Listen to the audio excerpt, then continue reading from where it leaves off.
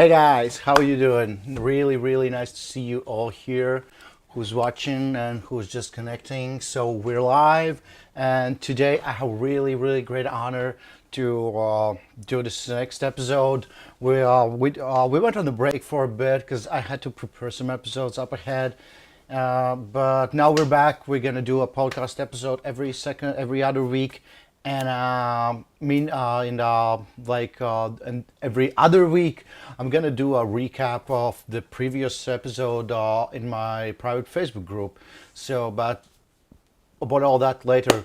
Tonight, I'm really, really happy and glad that Rick was able to do this. And when I asked him if he's up to doing this episode for a blues podcast, he said yes right away. He said I'm honored, and so we had a nice conversation.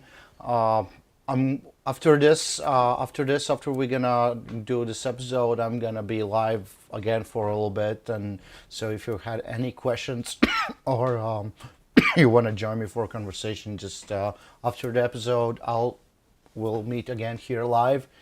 But for now, and let me know in the comments if there's anything, if you hear me good, and where you're from,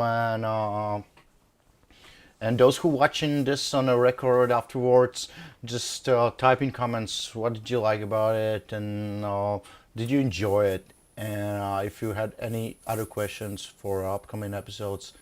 So yeah, cool.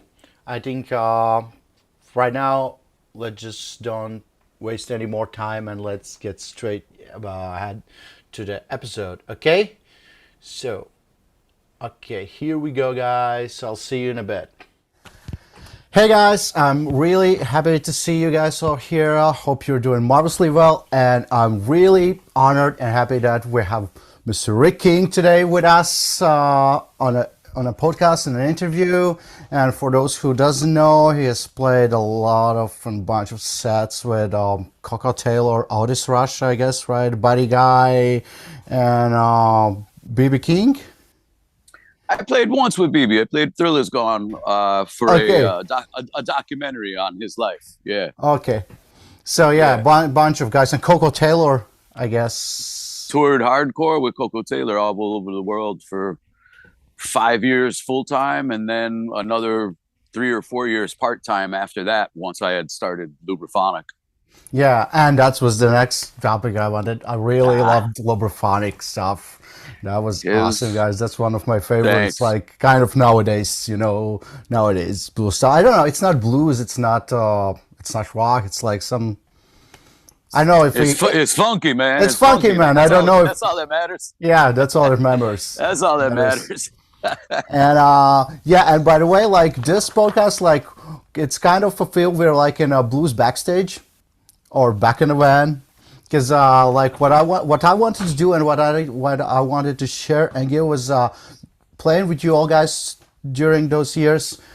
One of the times, always was most fun times was before the gig or after the gig, or when we play around somewhere and we get in the van or after a glass of whiskey, when the talking starts, and then once in a while some crazy those stories come up, like especially from you guys, right, from touring with Joe Taylor, Road Thrasher, all those guys. So Oh yeah. if at any point while we're talking something pops out, you can tell that you're ready to share with the audience, that you feel free, Okay. feel free to do it. Right on, man. And for the starters, then I want to ask you, what's your like blues everyday life, if comparing like what it was back then, like I don't know, maybe 20 years ago or something, when you toured with those guys, and maybe comparing what it's like now. But there's a lot of similarities. There's some differences though, you know. When I was coming up, I was lucky enough to be I fell in love with the blues. I was seduced by the blues. I couldn't do nothing else. I mean, I had to do it, so I didn't know anybody. I started playing on the street in downtown Chicago by myself. And then I would go to every blues jam every night of the week. There used to be a blues jam. Now that doesn't exist anymore every night of the week in Chicago. Post pandemic, we lost some clubs and stuff, and we lost a lot of little corner bar juke joints that had live music. So there's one thing that's different. But back in the day, by going to these blues jams and then working your way up through the ranks over the years, I was lucky enough to be mentored by people that were decades older than me. You know what I mean? Like decades older. Yeah. And from an African American background. And, you know, you get in a van, being the only white guy and going across the country playing a black folk music, and it's a different slice of life. It's that I'm really blessed. I feel blessed that I was able to see that, you know, because it's a different perspective, you know, and it was so beautiful and so educational, but it was beautiful because, you know, what did we have in common? I'm decades younger than Jimmy Johnson, decades younger than Magic Slim, decades younger than John Primer. And these guys and myself, we shared the passion for the music. And the music is what brought us together. And the music is why they with open arms, let this kid into their world. And, you know, they were happy to share it, you know, because they saw how much I loved it. So, and I tried, you know, I gave it my all. So, you know, it's a really, really beautiful musical scene that I was blessed and lucky enough to grow up in. And, you know, years of traveling with KoKo Taylor, you know, that was an eye opener too, you know, because, you know, sometimes in the day she's your boss, you know, and she, you know, turn around and look at you, you know, from the stage, and look at you with those eyes, shoot lightning bolts out of her eyes at you, like, what are you doing, you know? And you know, and then there's other moments of the day where she's like, you know, the most loving, you know, family member. She's, you know, she was mama, you know, sometimes, you know. But other times, you know, that's why they called her Mother Nature, you know, because she could change. she one end of the spectrum to the other. And but yeah, man, it was a beautiful thing to be welcome into that community. And it's because of the music, man. And you know, the music is the thing that breaks down the barriers, right? We already know that, you know, the musicians and the artists are the ones that get hip first, right? We're the ones, you know, that aren't carrying these ridiculous prejudices and stuff. You know, we're the ones that, you know how to come together, man. We're the unifiers. And that's what the music did for us. And to this day, man, I love seeing a mixed audience of all kinds of different people, of different races and different backgrounds, enjoying whatever music it is that I'm playing at that time. You know, I spend a lot of time in New Orleans playing with New Orleans bands, and it happens down there. It happens when those bands travel around the world. It happens in Chicago, and it happens when Chicago bands travel around the world. You know, it's a sharing. It's a sharing, and you feel like you're making the place, you know, maybe I'm helping make the place a little bit better, right? Because we're bringing people together, man. That's what it's about. That's really what it's about. It really is. Yeah, I can relate to that. It's like you told, like you like the only white guy in a van, right, going across America, decades younger. That's like imagine I'm a Latvian, man. Right, and when I step my foot into Bites Blues Club, and like all those guys come out, like and Wayne Baker Brooks and Maurice Jovan and you guys. And then I remember when we last time when we participated in International Blues Challenge in Memphis. Yeah. On the first night I went out, I found some club that has nothing to do with Blues Challenge. That was I was looking for, not like challenge bands or something, just some Memphis band who plays it. Right. And at one point, the bass player, they started the next set and there was no bass player anymore. And I guess the lead singer has seen me play it before on a showcase, so and he's like, "Hey, you motherfucker play bass, get on stage!" And just right before that, there was a like old black guy came to me and he's like, "Where are you from, young boy?" I'm from Latvia. And he's like, where is that, man? And Right, then, right, right, and I said, yeah, man, you know, it took me like 24 hours to get here. right, And because of the time difference, I'm gonna leave on Sunday, but I'm gonna be home on Tuesday. right. And then I'm like, I guess I'm about to go up to play something with those guys, and he's like, wait, you're like white young Latvian boy, I don't even know where it is, and you're gonna play the blues? Like, I'm sorry, man, I have to tell this to my friends. And I think he was just laughing, and then I got there and I started playing. And he was like, what? Seriously, man? Like, and then after maybe 5 or 6 songs, the bass player showed up with eyes like, Yeah, like, right, right, oh yeah, thanks, man.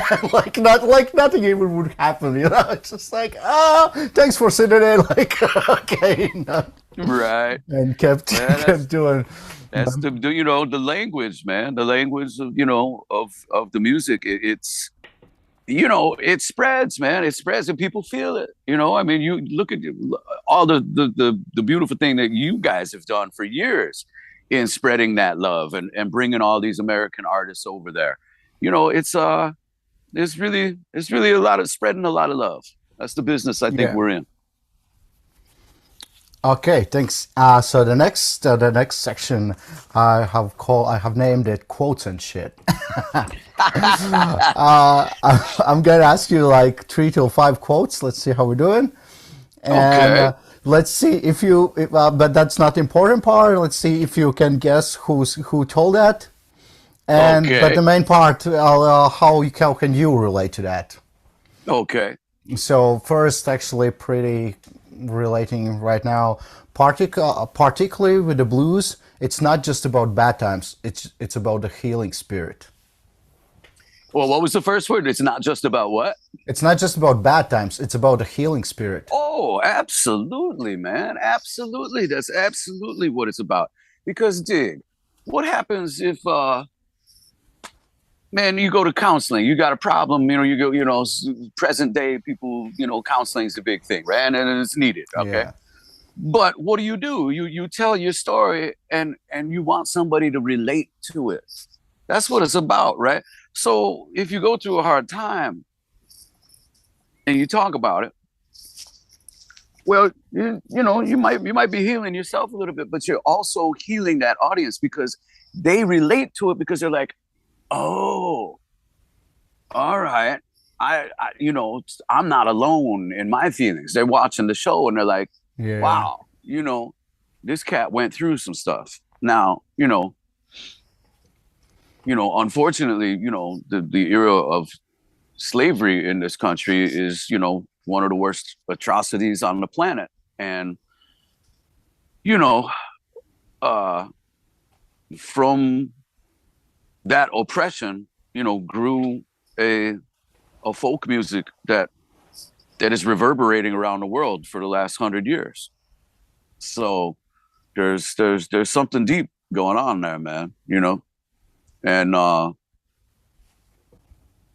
I have to say I've seen how the blues can heal a lot of people from a lot of cultures. yeah. So Cool. By the way, that was Taj Mahal who said Taj, right on, that. right on. Oh, and I have I have a couple of funny for you. I would sing the blues if I had the blues. Whoa. I can't relate to that one. I don't know. I don't know. I don't know. It's Chuck Berry. It's Chuck Berry. Didn't you play with him too? Yeah, yeah. There was an era there where actually I was still full time with KoKo Taylor at that time, but through playing with KoKo, I became friends with Willie Dixon's daughter, Shirley, and she was running the Blues Heaven Foundation, which is the old chess Yeah. studios. And man, they were doing some really beautiful things over there. But when we met, she's like, I am going to introduce you to Chuck. Chuck is going to like you, and I wound up doing a handful of gigs with Chuck, scattered, but you know, around the Midwest. And the Chicago Blues Fest was one of them. So that was deep. And yeah, I cause now that you mentioned who it came from, I'm like, yeah, all right, I get that. I understand. I understand where he's coming from. Yeah, he's You like know, rock and roll player, guy, or guess so more. yeah. Yeah, Well, he's part of the evolution of it, of man. course. Think about all Oh, the things that definitely, man. changed after that swung rhythm got pushed closer to a straight eight, right? Yeah. That's what's up. Okay, and I got one or two left. So the next, them pains when blues pains grab you, you'll sing the blues right. Yeah, I don't know who said it, but I believe it. Yeah, Somebody you played with. I, really. I took those ones Who for a reason. who said it? Who said it? It's Oats Rush. Okay, and it's true, man. I mean, sometimes I mean, I didn't understand the blues until I was well over 18. I think for some of us can relate to it earlier. Um, but I think a lot of us, you got to do some living. You got to get your heart broke a couple times in a couple different ways, before you can start to relate, and before it means something, that shared experience of, yeah, man, some days it's gonna rain, some days it's gonna pour, some days it's gonna be sunny, and you know, um, you know, sometimes music can help you get through the rainy days, right? Yeah, definitely. I Yeah, think most of times, at least for me. it's just the best thing for me. Yeah, I know. Yeah. Okay, then let's take one more. It's simple music is the hardest music to play, and blues is simple music. Mm. I think Hendrix had a quote, something like that, where he was like, "The blues is easy to play, but it's hard to play with feeling," or something like that. Yeah, actually, that I had this one, but I already asked it to someone. Blues is easy to play, but hard to feel. Hard to feel, right? Yeah, Right. That's what Kendrick's. This is basically the same, just yeah, a little different. This was Yeah, a Albert little. Collins. Yeah, yeah. Well, you know, it again. I think you got to go through some heartbreak in life before you can play the blues, and some people are more closely attached to that side of their emotions than others, and some people are more adept at sharing that than others. So you got variables on that, right? You know, but yeah, like we said, man, you got to go through some heartache, and then if you practiced enough, maybe you can share that. Yeah, that's the thing. Okay, thanks. So moving forward, the next it's like you don't have to name five or I call it top five, but basically, if you come to play with us, that's more like for young guys who want to get into blues, like your first top five standards that you should learn. Or maybe not top first, but like let's say you come to play with us. There's some of your original music, and then we do the Wow. standard set. Yeah. Which five Yeah. standards you gonna give me to learn? That's a good question, man. That's a good question because there are certain tunes that arise at blues jams, right? Um, but it gets deeper than that because when I was coming up playing at the checkerboard on 43rd and King Drive with Vance Kelly, Magic Slim, John Primer, Junior Wells, James Cotton, the Junior Wells, James Cotton, Magic Slim thing, that was straight up blues, right? With a Yeah, Chicago grit. But Vance taught me about how it's all Black American music, man, and everything is coming from that. So more people need to realize that it is Black American music, and Vance taught me all about the funk and the soul and the Dusties and the R&B, all the way up to the Isley Brothers and Al Green and back down to Joe Simon and I mean just back and forth, and Tyrone Davis. I mean, Tyrone Davis, is he blues? No, no, not really, right? It's yeah, R&B. of course. But it's there's a lot of intertwining going on with those musicians. those musicians were playing blues sometimes when they weren't, on the road with Tyrone, or playing in what you might call a blues club, but is just a black club, and Yeah. anything went. It might have Well, been stepping in, stepping out. It might have been some Albert King, I'll play the blues for you. But it might have been, Tyrone Davis and Al Green and stuff, and stuff like that. yeah. Actually, yeah, that's what I want to say here. I really think so too, and I think a lot of like not only the younger, but mostly okay, the new guys, young guys that try to get into music and not particularly maybe in the blues, but maybe they're listening to Led Zeppelin or John Mayer or some, and they don't really realize that all those guys actually they know the roots. Like, like you can you, I'm sure you like Gravity of John Mayer, but like, have you seen him playing like with Buddy Guy, right? Or like Feels Hmm. Like Rain, or or with BB King, Sure. or Led Zeppelin's first album, right? And it's basically Willie Dixon thing, The whole thing, the whole thing, whole lot of low, right? And you the whole need thing. to like, Uh, it's Willie and, Dixon's shuffle. the Stones too. I mean, the whole first the whole first two Stones albums, I think, were pretty much all blues, weren't they? Yeah, I mean the name of the At least band, the first one. the name of Yeah, the band, right, even the Rolling right. Stone. It's Muddy Yeah, Waters, right right? there, right, right. So, but yeah, man, the roots run deep. But as far as getting back to your original question about five tunes, I mean, well, if you're gonna go to a blues jam, you should probably know Thriller's Gone front and back, right? You should Yeah, you should probably understand, the whole thing about 1 4 5 in every key, whether it's fast or whether it's slow, whether it's a fast shuffle or whether it's a slow blues. I mean, that'll get you through a lot. As far as other standard songs, I mean, that gets, regionally, that changes, even from, I don't know, state to state, uh but what I'm seeing now in the younger players is they're so hip and they're so technically advanced that they can walk in and have the understanding of a 1 4 5 12 bar, and they can do it in any key. It's just what we talked about in that other question, the feel, yeah, right? Yeah, they could play it, and but it might take 10 years of mentorship before it really starts moving people. yeah, and I Otherwise, think otherwise, otherwise, I'm just watching a kid play guitar, and I'm like, yeah, that's great, but does it move me?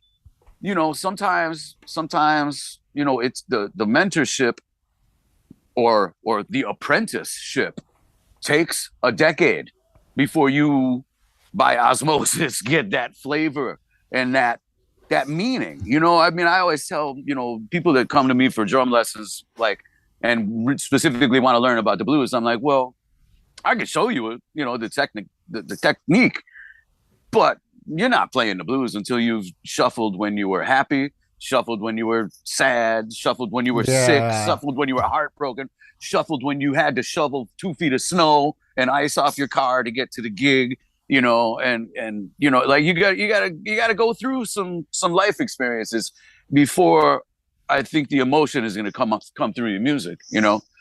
So, yeah, there's I and I think there's that.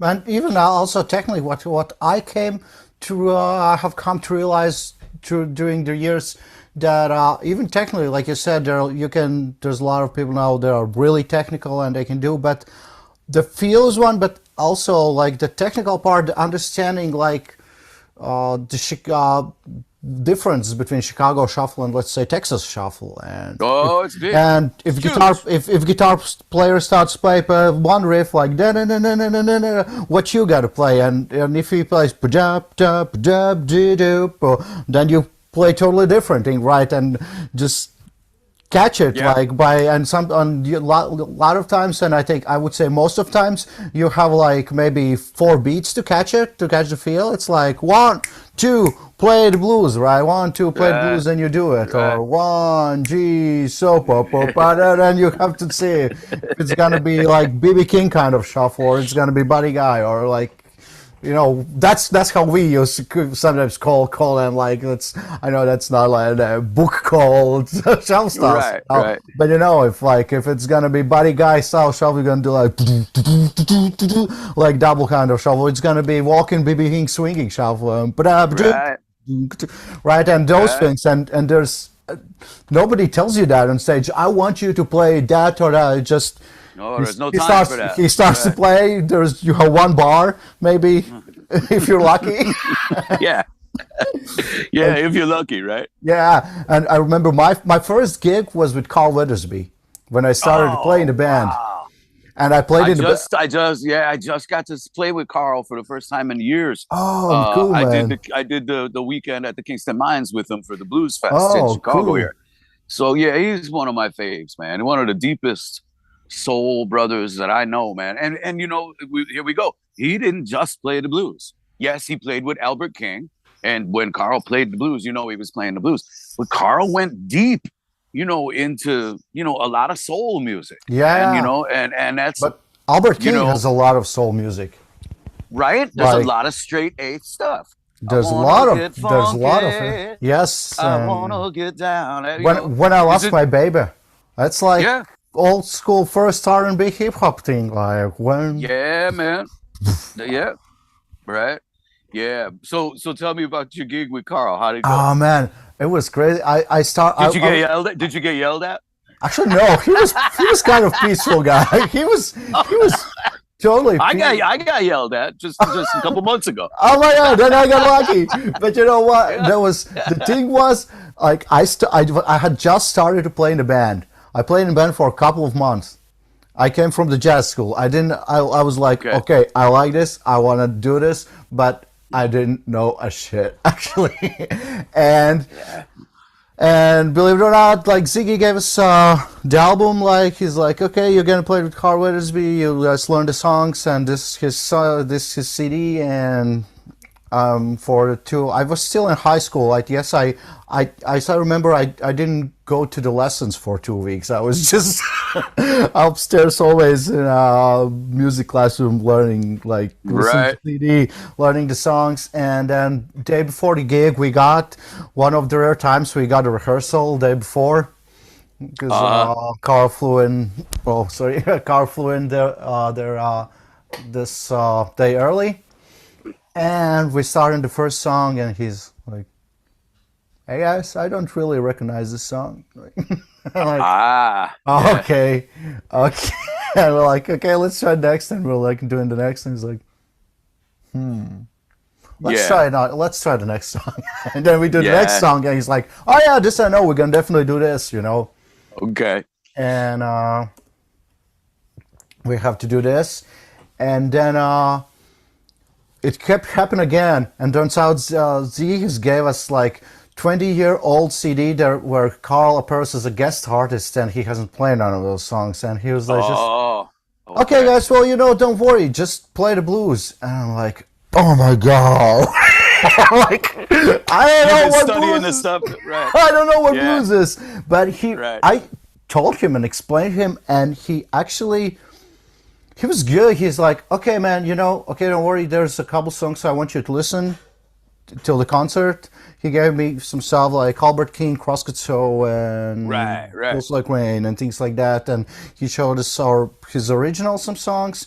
And Mm-hmm. basically, that was the first thing what I realized. He explained to me like the ways like you can play shuffle. Like he's like, if I start on this like angry guitar like Chicago, listen to Elmore James. Like listen, Dust My Broom. This is what I want you to play. It's not a shuffle. It's a lamp de lamp. You know. And I was like, oh, okay. And he showed the drummer, yeah, you don't play now 4 on the floor. You play, right? Give me the Shuffling heartbeat. the foot. Right. Yeah, Right. yeah, Right. you do Yeah. that. You do that. Yeah. This is lamb de lamb, Yeah. guys, right? And he explained Yeah. things like that. And actually, it was, we did a good job. We did a great show afterwards. See, man, that's a priceless education, man. You know, Yeah. and getting it from somebody with such a deep history like that. And I was joking about did you get yelled at because I've been yelled at for years, for years. I mean, because well, one, it's loud on stage, right? You know what I mean? Yeah. I'm not talking about being yelled at when you're not on stage. I'm talking about being on stage and, getting barked at. Like, come on, bring it up or bring it down, Yeah, or, I know how pick it that up and slow it feels. down. So, but, like, I think one of the things, that I learned, in this entire scene, but especially from people like Carl Weathersby or KoKo or Buddy, is that things can soar. They soar, right? And then boom, the dynamics. I think that without moving tempo. And I think that's something that younger cats, have to pay attention to when we're young. That's something that we're not used to. I think Yeah, at least I wasn't. But I loved it. I was so attracted to it. That I tried my best. But like I've been barked at on stage by many people. And you just got to know that at the end of the day, it's all love. yeah, of They course. just teaching you. That's all. And I tell you what, man, you either learn fast and stick and stay, or you'll just quit. You know what I You know, mean? And man, oh, I I think ain't gonna do this. But if you stick it out, man, it's gonna make you a stronger player, right? yeah, like, I mean, I think like that's a big this whole circle of scream, you know.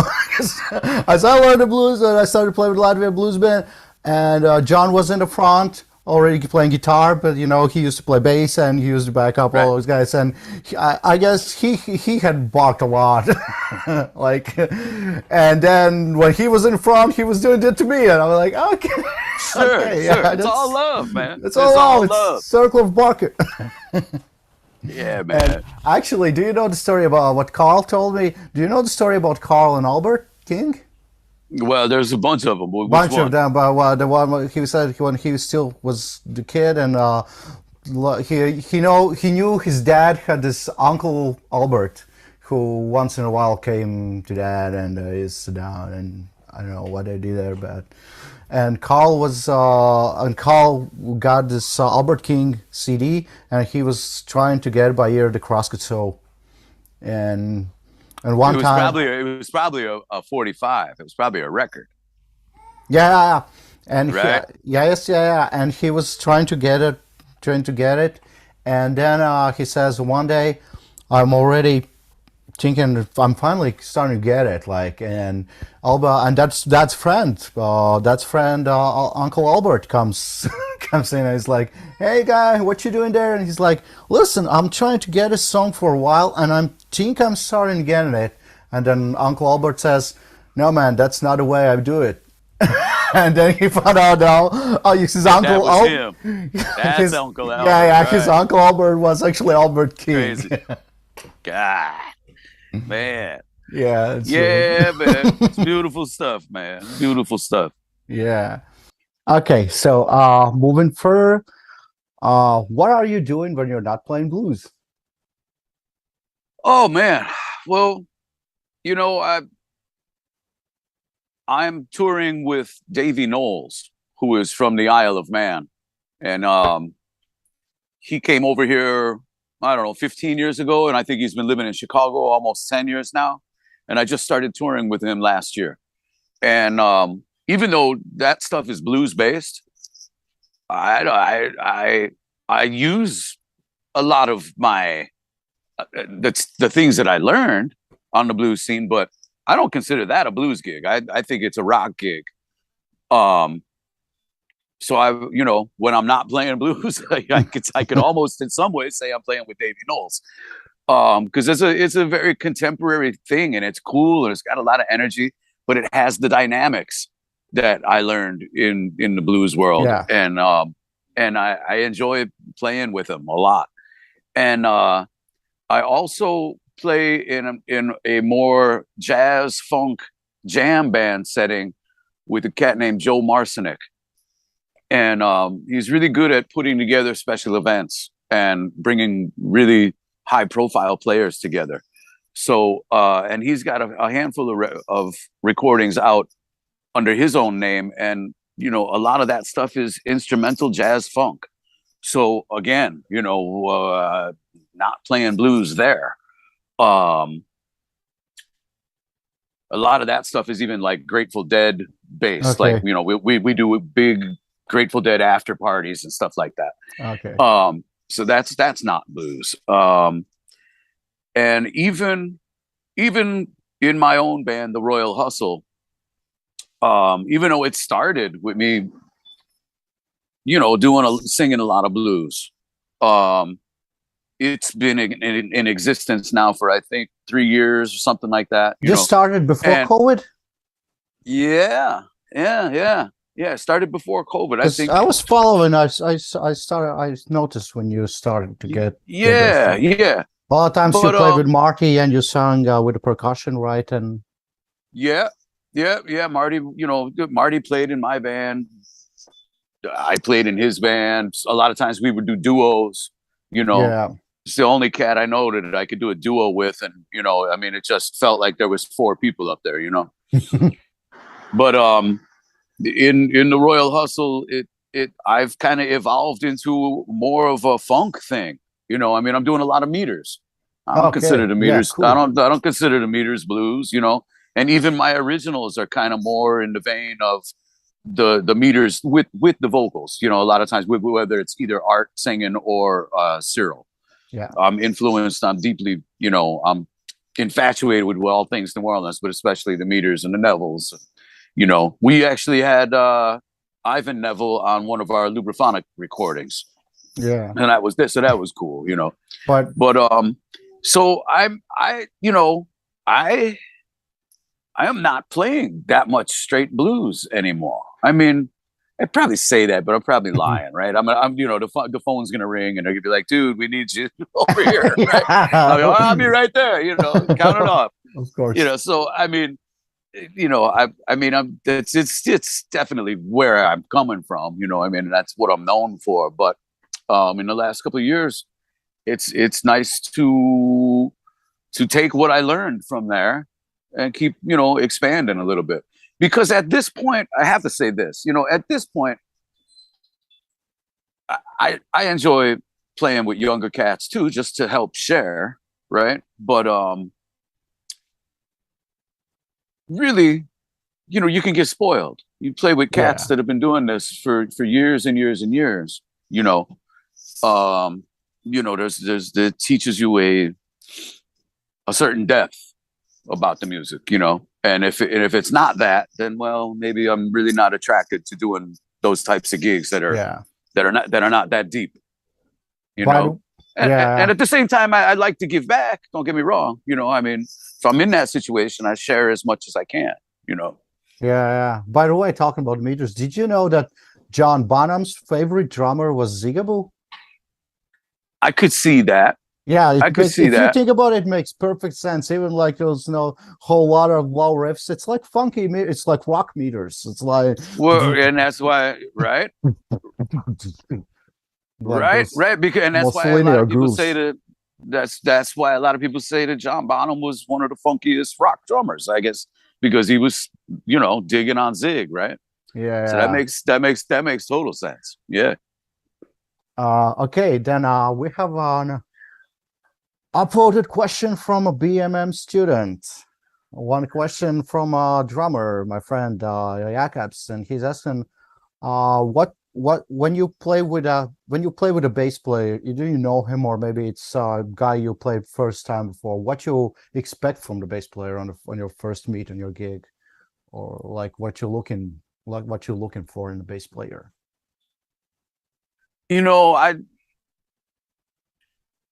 First of all, I just want them to know the material. Really. You know what I mean? Know the material. Don't be learning the material at the rehearsal. Know the material. And then play with some intent. Play with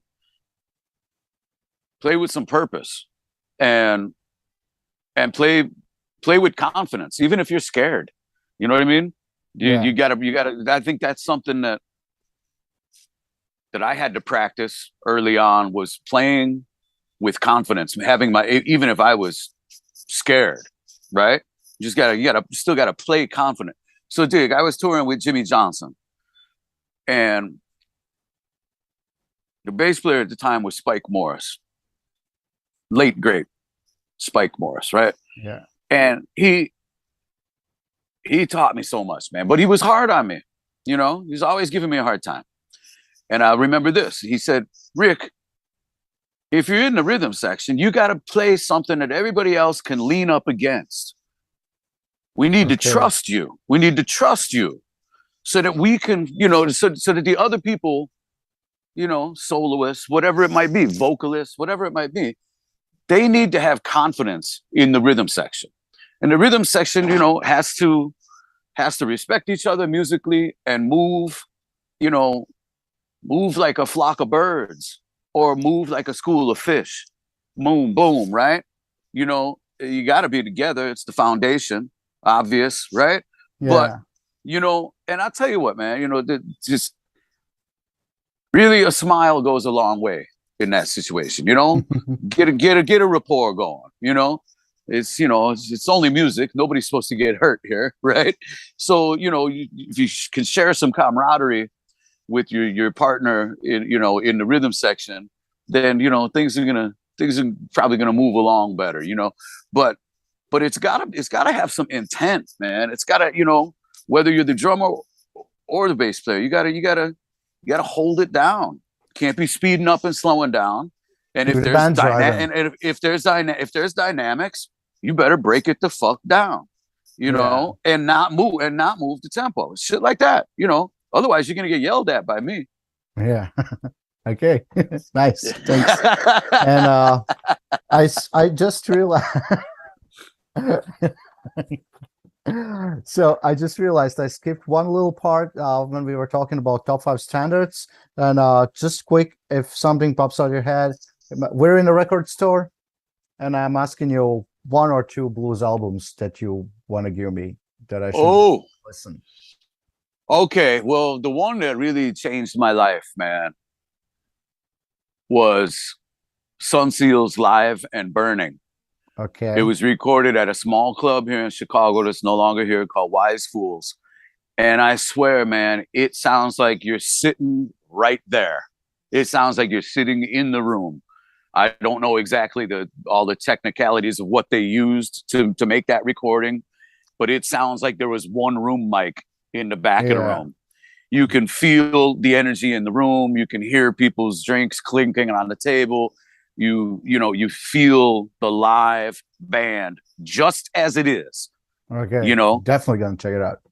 And you know what? When I rehearsed with Son, because I toured with Son too. Oh, okay. I didn't know that. And when I went to his house on the South Side here, I played the drums, and I guess my eyes lit up, right? Because it sounded just like the record, man. Okay. It sounded just like the fucking record. You know, they didn't have no bottom heads. They're just fucking dry and raw. And he smiled and he goes, "Yeah, they sound just like shit, don't they?" Okay. I was like, man, they sound fucking beautiful. You know, so definitely Live and Burning. And you know, I mean, there's another record, man. I mean, we all love all the old stuff, right? But I think the other one for rawness is Stone Crazy. Buddy Guy is Stone Crazy. Okay. Again, now that's a studio recording, but they did that while they were on tour in Europe. You know, and Phil Guy is on that. J.W. Williams is on bass, and Killer Ray Allison, one of my biggest influences ever. Oh yeah. Rest in peace, Ray. That unit was moving around the globe, so they went in the studio, and I'm sure there was, you know, it was just like a nightclub up in there, you know, and it's on. It's on. It's a studio recording, but it's one of the livest studio recordings I might have ever heard. Okay.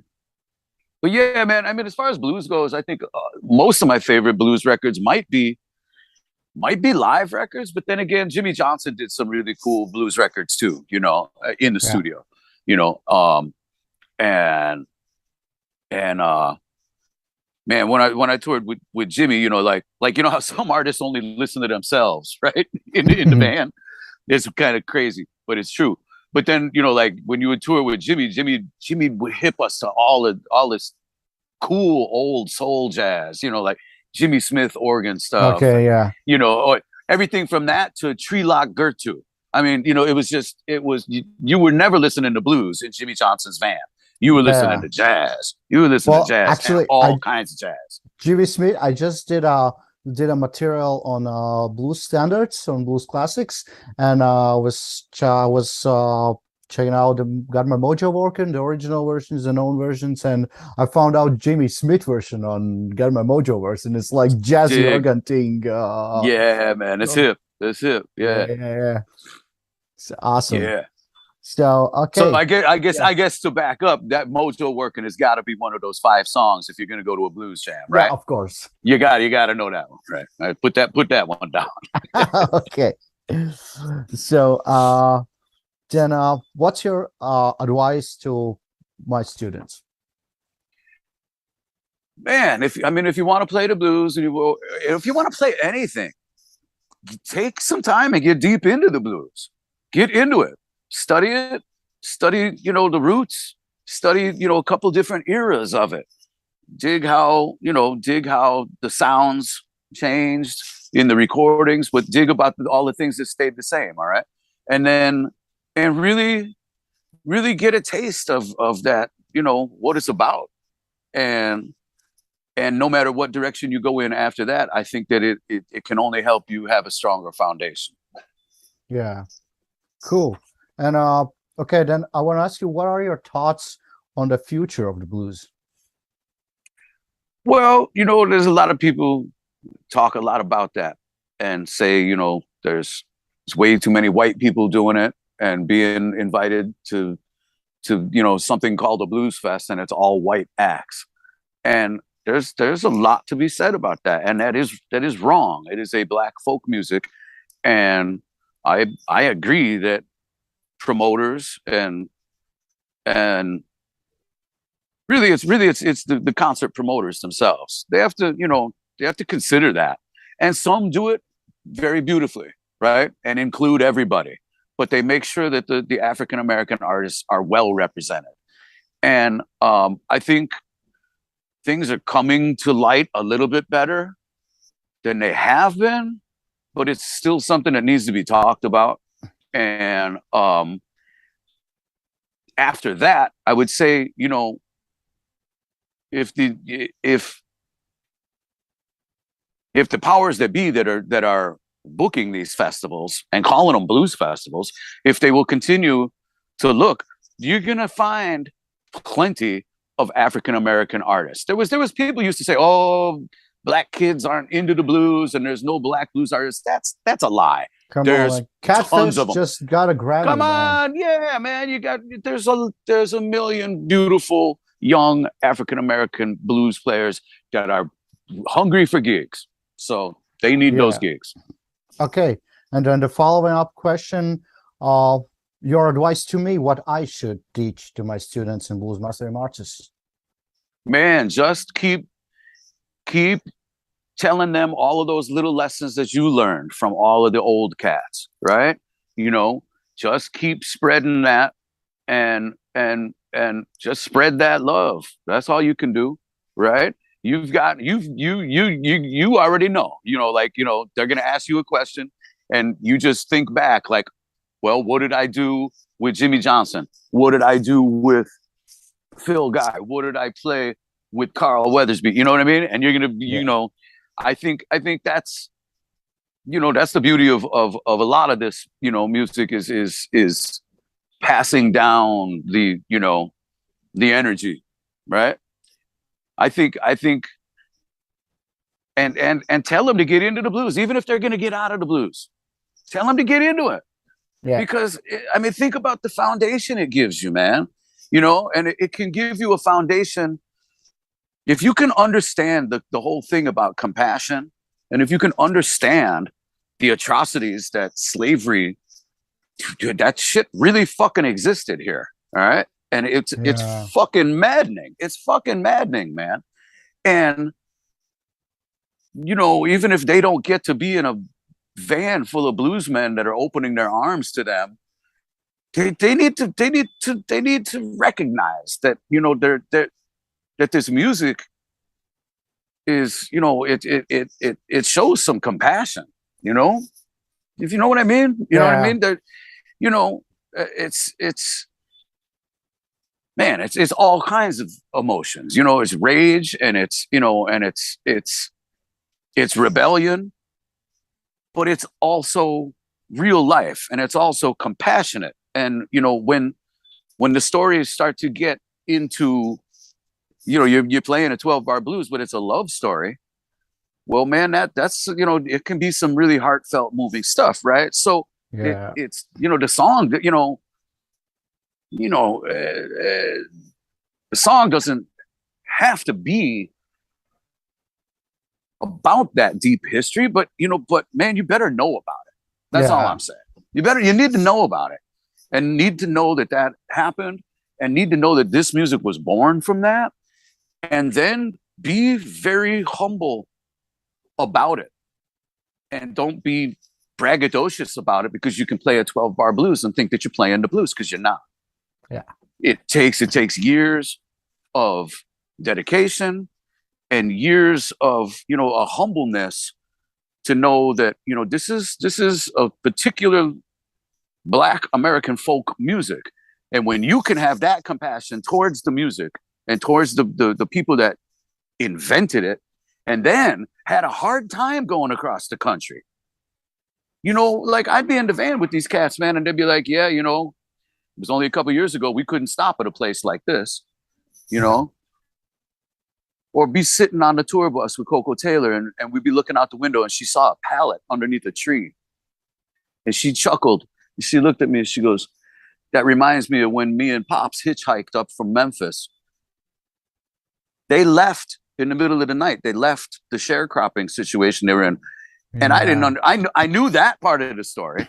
There's a story about a box of Ritz crackers and 35 cents. All right. That's what they had. yeah, And and when she looked at we're on the highway, you know, on a tour bus that she's paying for. And when she saw that pallet underneath the tree, I didn't understand. I said, "What do you mean?" She goes, "Well, we were Black. We couldn't go to no hotel. And even if we could go to a hotel, we couldn't pay for it." yeah. When Sure. you start to realize shit like that, you might be an ounce closer to playing the blues. All right. Just an ounce or one step closer. But that, you know, just, you know, it takes some compassion to understand these stories so that you can understand the music, so that you can move people with emotion. You're not just you know copycatting. You know, oh yeah, the shuffle goes like this. Dun, dun, dun, dun, dun, dun. Yeah, that's you know that Yeah, don't mean shit. That don't mean shit to anybody. But if you have some soul and have some compassion for all the things that happen, and continue to you know try to spread some love between people of all different kinds of backgrounds, well then maybe you got a chance of playing the blues, and maybe it'll come across as real. okay. Yeah, exactly. And Yeah. so, the closing question, uh, if you can, name one thing each blues musician should always consider or keep in mind every time they're playing blues. I think I just answered that. Yeah, but I think you just answered that. So, Yeah. I'm gonna thank you everybody for watching this and from being here, and we'll see you next time. And thank you, Rick, for doing this. Thanks for the invite, man. I was honored to be here. Thank you so much. And yeah, guys. Well, so let's keep digging the blues. Let's keep working, and I'll see you on the next lessons, on the next podcasts, and anywhere around. Bye, guys. Right on. Peace. Hey, guys. I'm really happy to see you guys all here. I hope you're doing well. Hey, hey. I'm back. Yeah, sorry for a loop there a little bit. Um, So, I want to thank Rick again for so deep and honest conversation. And actually, I realized I didn't mention about conversation took place like just a couple of days after Marty Salmon passed away. And Marty Salmon was Rick's really good friend. He mentioned it in a podcast when he said like he was watching his children, Marty was watching his. They played together. He was long time keyboard player for Buddy Guy. He was doing it till his last day, and I wanted to dedicate this episode to Marty. He actually was the next on my list on the podcast after Rick was scheduled to do an episode with Marty, and so unfortunately he was next on somebody else's list too, I guess. So, but this episode goes for him. I think Rick will agree with me, and yeah, I think really deep and cool. And next week, but this is gonna be in a private group in a Facebook group, but you can where you can join up. I'm gonna put a link like later afterwards in a description or in a comment area. And the next episode is coming out in 2 weeks, and it's gonna be with Caliph, Well, and Waller. So keep keep checking. I'll post some things and I'll let you know. I'll put some teasers out again. Thank you all. Thank you all for watching. And I'll see you somewhere down the road, right? Hopefully. So thanks, guys. See you in a bit. Now see you.